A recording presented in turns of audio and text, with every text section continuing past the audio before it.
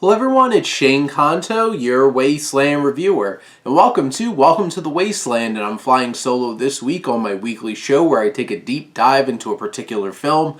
I've had plenty of partners here joining on for these Scorsese films, and this time I'm going to be talking about The Color of Money, which is a long gestating sequel to The Hustler, and not quite the film was long gestating, the book certainly was, but we'll get to that. But for those who haven't tuned into this show, there's 3 segments here on the show. We start with coming attractions, and then we get to our feature of the week, and then give a little bit of recommendations. We're a little light on those this week. Haven't really watched a whole lot of my own films or gotten to my watch list, but I do have one particular new release that I cannot help but want to talk to all of you about. But we'll get there. But for this week, we have coming attractions for the release on Friday, December 10th, where we have National Champions, which is a football film with a message, Back to the Outback on Netflix, which is a fun little animated feature, Being the Ricardos with Nicole Kidman and Javier Bardem coming to theaters and from, writer-director Aaron Sorkin. And Don't Look Up, Adam McKay's new absolutely stacked film, and Encounter coming to Amazon with Riz Ahmed, Red Rocket coming, which is from director Sean Baker, so that'll be interesting. You have The Unforgivable, Sandra Bullock's latest film coming to Netflix, but for me, this one was easy. Maybe not that easy, but once the reviews started coming out and saying this was one of Spielberg's best films in a long time, I am super excited for West Side Story. So I'm a huge fan of musicals. I love the original. The music is wonderful. Spielberg is ridiculously talented. And this seems like a stacked cast of young actors. Not quite sure how Ansel Elgort fits in all of this. They really haven't showed him much in any of the trailers. He has one line, is that a problem? But everybody else seems to be flourishing, and there's some bright rising stars in this film, and I can't wait to see. And also, Rita Moreno's back, because that's just perfect. And this just seems like a big, wonderful, updated adaptation of West Side Story, and I'm super excited to sit in a theater for 2 hours and 36 minutes and enjoy every last second of it. So that's definitely why that's my number one coming attraction for December 10th. So hopefully you all go show West Side Story some love, but also show a lot of these films some love. This is a really stacked week, but that's a little redundant to say because, it's December. And we had COVID. So everything is coming out now. So we have plenty of film to love and enjoy, and I can't wait for it. But getting to our feature of the week, I'm going to do something slightly different. So we have this one film, The Color of Money from Martin Scorsese, but I wanted to talk about the film that came before it. Also based off of the same set of books from writer Walter Tevis, who wrote The Hustler. And this is a film from director Robert Rosen, who did films like All the King's Men and Alexander the Great.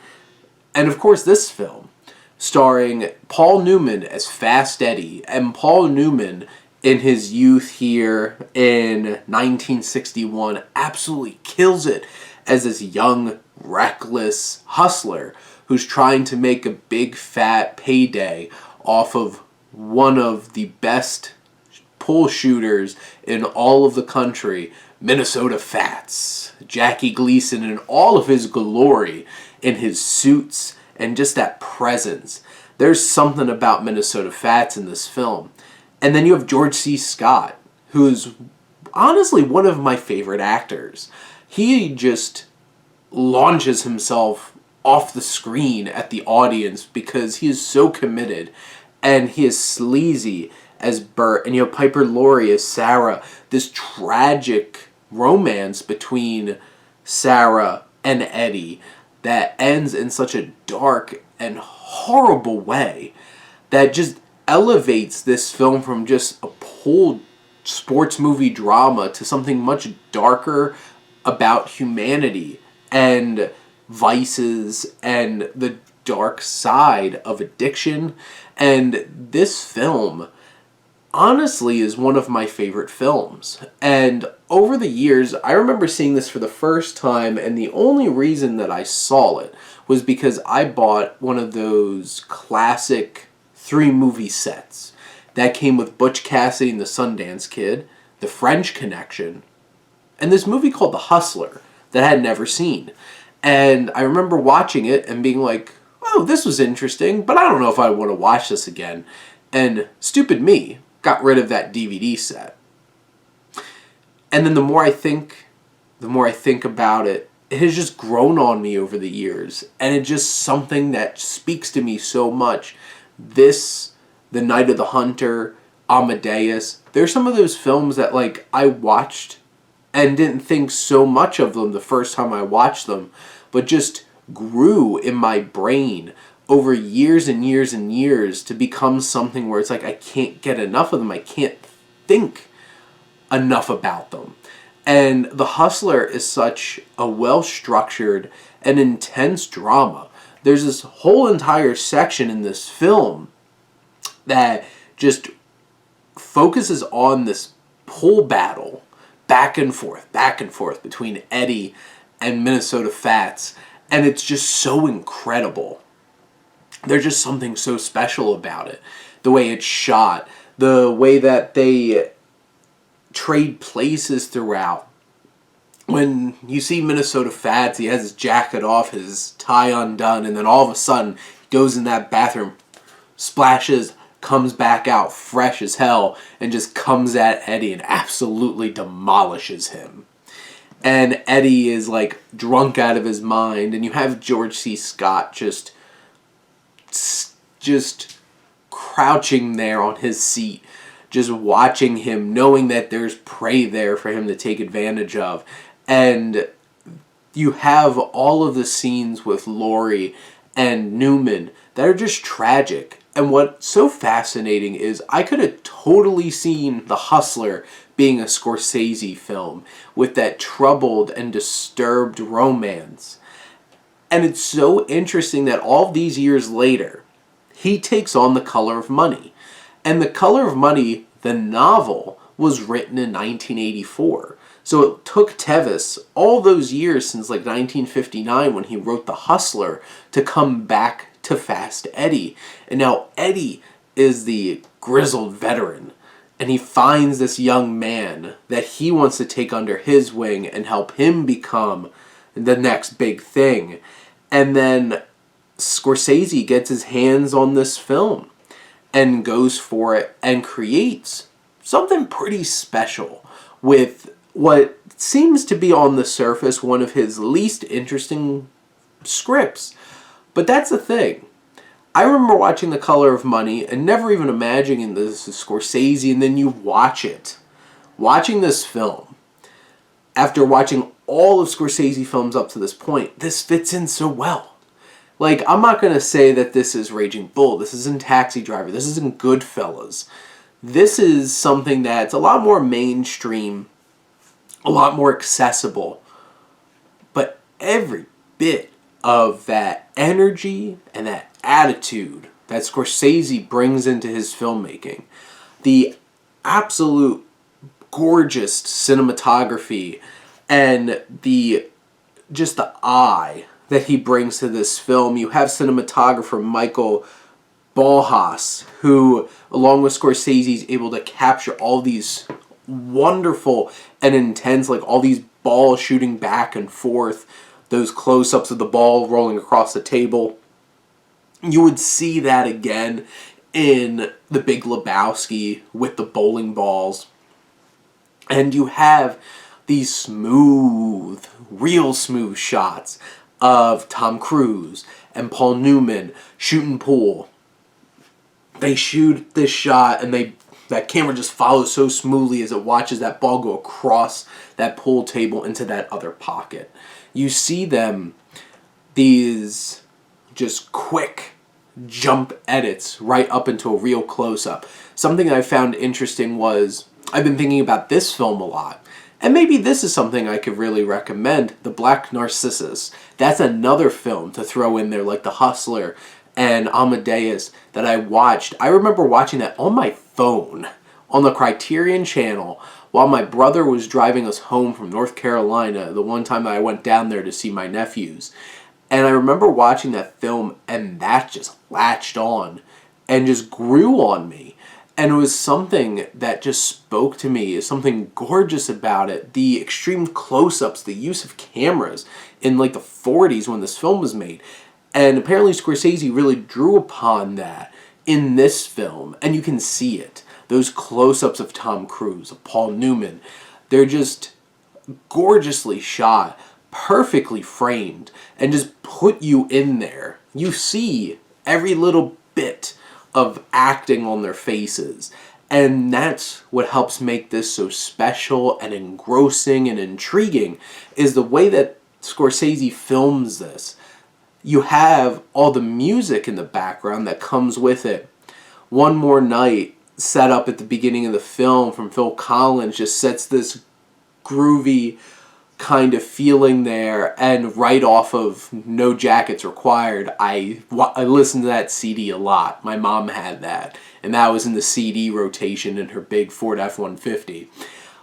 You have, it's in the way that you use it from Eric Clapton, that 80s Clapton, that just works so well because it brings in that 80s feel, but also that blues feel. You hear Muddy Waters in the background. The use of Werewolves of London, when you have Tom Cruise just flaunting his stuff and acting like he's just like a werewolf on the prowl, which ruins their plan, but boy, does he play it up. And Tom Cruise can really throw that charm on because, you know, it's Tom Cruise. And this film is just so perfectly, technically put together. It's engrossing, it's intriguing. There's bold shots all the way up to the final shot. And, ooh, I love it. That shot right up at Paul Newman and his outfit as the film goes on, and like him with those glasses on and everything. And he's just like, I'm back, crack. And just like, stop. And that shot is so perfect. And you know Fast Eddie, that Fast Eddie that we saw in The Hustler, finally is back at the end of this film. And it took him all these years to find his groove again after the horrible tragedy that he experiences in The Hustler. And that's where I feel like this arc is so perfect because, you know, Eddie's not the best person. Nobody's the best person in any of these, either of these films.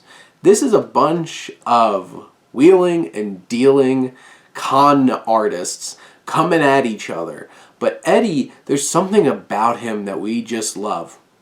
Could just be it's Paul Newman. Because, you know, how couldn't you love Paul Newman? Just look at him. But looking at this film, there's just something about Eddie. And by that end, where he's back and he knows it, and you know it, Tom Cruise knows it. And you know, Vincent didn't want to have that match at the end, but boy did he come at it. And the like camera tracking in on Paul Newman standing at that table, that camera pulling back as Tom Cruise like marches into that pool room, and you know something's going to happen. And we don't get to see the actual pool match, but you know, Eddie's back. I think Eddie's pulling it out. But you have something like this. It's so impeccably directed and put together that it elevates what might seem to be a less complex kind of film. But here's the thing. There's something special about this film. There's this redemptive arc of this con man. You see Eddie, who's older and grizzled and still trying to play the game, and then all of a sudden he meets Vincent. And Vincent is Eddie. He's that guy. He sees himself in Vincent. And Vincent and Eddie can play each other like crazy. And you have the like John Turturros of the film, the Forrest Whitakers, who pop up in small roles. But this movie is 3 mind you. This isn't just Paul Newman. This isn't just Tom Cruise. You have Mary Elizabeth Mastrantonio as Carmen, who is just as much of a powerhouse and a complex character as the two men in this film. And the trio of them are just pitch perfect. Honestly, there's times where Carmen is a lot more interesting than Vincent is. And Mastrantonio can really, honestly, steal a little bit of that thunder from Tom Cruise, of all people. And let's put a little bit of perspective, because I think that'll be important to get a bit of context here. Because, this is in 2021 Tom Cruise. This is 1986 Tom Cruise. This was the same year Top Gun came out. Top Gun. And before that, he was in Legend and All the Right Moves and Risky Business. Risky Business was 3 years before this. The Outsiders was 3 years before this. So really, Risky Business put him on the map. Legend was an interesting choice with Ridley Scott. But 1986, you have Top Gun and The Color of Money in the same year. This is Tom Cruise firing up there. And then you have Paul Newman, who's on the tail end of his career, who finally wins that Best Actor trophy for this film. And I looked at the nominees. Honestly, I'd never heard of any of the other films that were nominated, the Best Acting performances. So I'm not sure if this really felt like something where it was just like he was owed it. But no, watching The Color of Money, Paul Newman is working on so many different levels. And the physicality of it, he looks like a bull shark. And the way that he carries himself in every scene this is acting. Like, if you're a young actor and you want to see how to bring screen presence, just look at Paul Newman. He looks effortlessly cool and just commanding on screen. And when he's standing there in his little sweaters with the little pads on, those glasses, or he has his button-up shirt and suspenders on, and he has those glasses on, there's something there. You see Eddie, and you know he's not there to play. He is there to take it from you.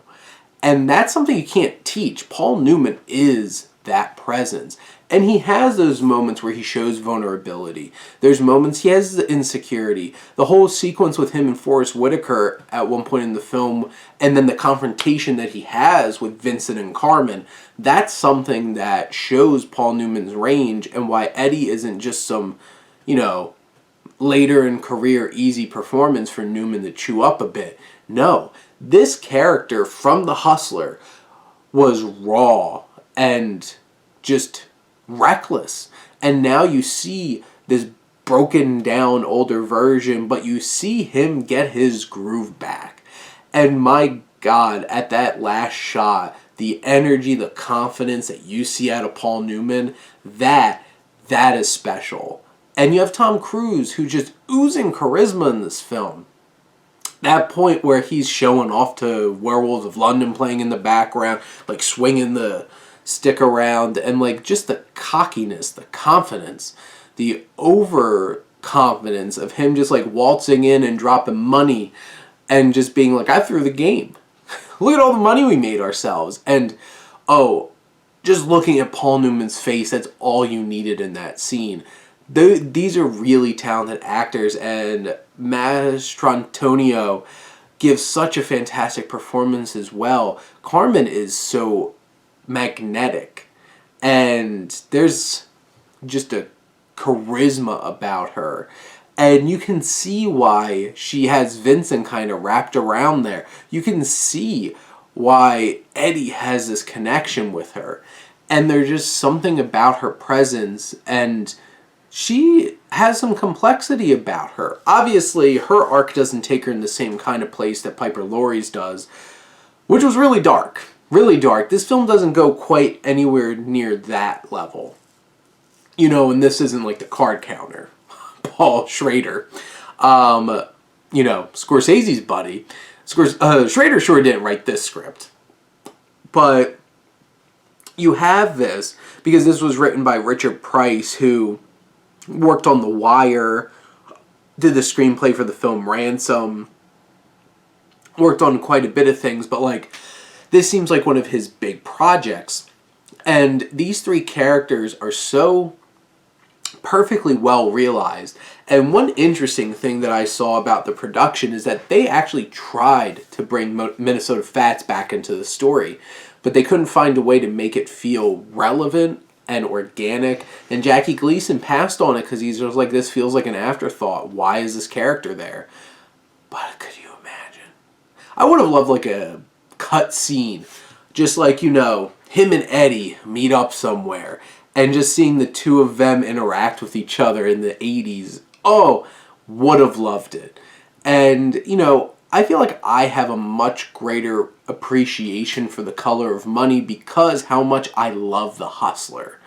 And this film, I don't think it quite hits the levels of The Hustler from a narrative and from a thematic and from an emotional standpoint. But the filmmaking that Scorsese brings to the table here elevates this film that still is a really good film. I love this film. I think that this has great characters. It has, you know, a pretty standard kind of sports movie kind of story, which, you know, I feel like The Hustler kind of subverted, which makes that stand out a little bit more. But this, all the way up until the end, you want to see Eddie back in the saddle, and you think that you are going to see Eddie bringing Vincent in and making him that star. Maybe Eddie's more of the George C. Scott role in this, but no. When it really comes down to it, this is Eddie's story still. And Eddie is back at it again, and dang, I would have loved to see even more of it. But, you know, Paul Newman's no longer with us. Be very interesting to see if 50-something-year-old Vincent coming in here and trying to do a bunch of stuff. And from what I read, Tom Cruise got himself a pool table and did hours upon hours upon hours upon hours upon hours of actually shooting pool to learn all of these different things. And for the most part, he did almost every single one of those stunts except for the ball hopping, just from like this, because this was shot in like 39 days. This is some efficiency. And you can feel it. This feels like a really efficiently well-made, tight film from a filmmaking perspective, and I just eat it up. I'm a huge fan of The Color of Money, and if you haven't seen this, if you haven't seen The Hustler, go back and watch The Hustler first, and then go check out The Color of Money, and just see this amazing arc that Eddie, Fast Eddie, goes on with Paul Newman at the prime of his career, and then the time where he finally gets the recognition that he deserved, because how the hell did Paul Newman not win a Best Actor Academy Award up to this point? Ridiculous. But those are all my thoughts that I wanted to share on The Color of Money for this episode, so we're going to shift gears into our recommendations. Speaking of Black Narcissus, that was one particular film that I was thinking about a lot as I sat and watched Benedetta. Paul Verhoeven.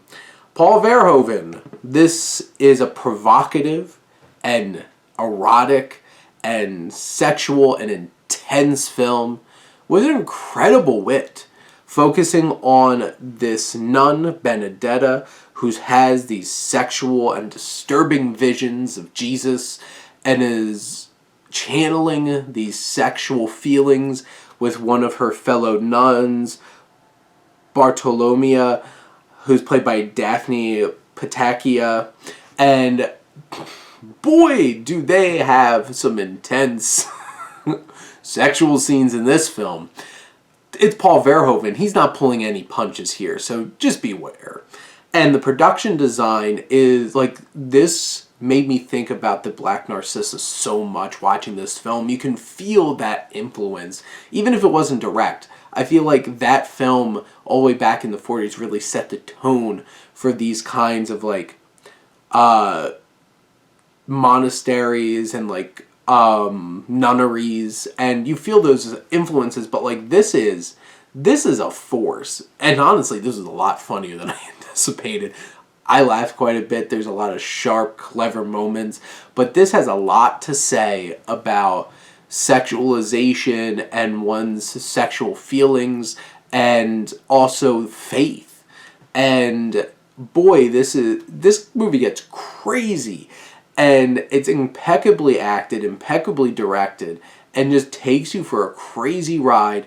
You have lesbians, eroticism, the bubonic plague, all rolled into this crazy film. And this is something worth experiencing. I got to check it out at AMC Neshaminy. It was the only one showing it within like at least a half hour, 45 minutes of my home. So we drove, my fiance and I, which was really funny because she was the only woman in the theater. There was like a group of like probably college-age guys, like 5 of them, and then everybody, like a trickling of 3 other men in the theater, just sitting there and, having this extremely graphic, like, lesbian sex scenes and stuff like that, and just being like... I felt like that monkey from that meme a lot. But this is the kind of film where it's just like, this film gets a reaction out of you every single second that this is on screen. And whatever kind of reaction that is, it's a reaction. And this is going to make you think, it's going to make you talk. And I just would love to talk about it. So, leave your thoughts in the comments because this is definitely an interesting film. So if you get a chance to check out Benedetta, it's something else. But those are all 3 segments here on Welcome to the Wasteland this week. I hope you enjoyed the show with The Color of Money. Next week, we're going to be shifting gears into the long-gestating passion project, speaking of religion, and provocative and controversial films, which also got protest by Christian people, just like Benedetta, The Last Temptation of Christ. And my friend Alex should be joining me, and maybe Jess. We might have a little party here to talk about Willem Dafoe's Jesus and Harvey Keitel's Judas. That one was always weird to me. And David Bowie's Pontius Pilate. I'm down. I'm ready to go for Last Temptation of Christ, sitting there somewhere behind me. But that's next week's show. So hopefully you tune in. But thank you as always for tuning in and supporting your Wasteland Reviewer.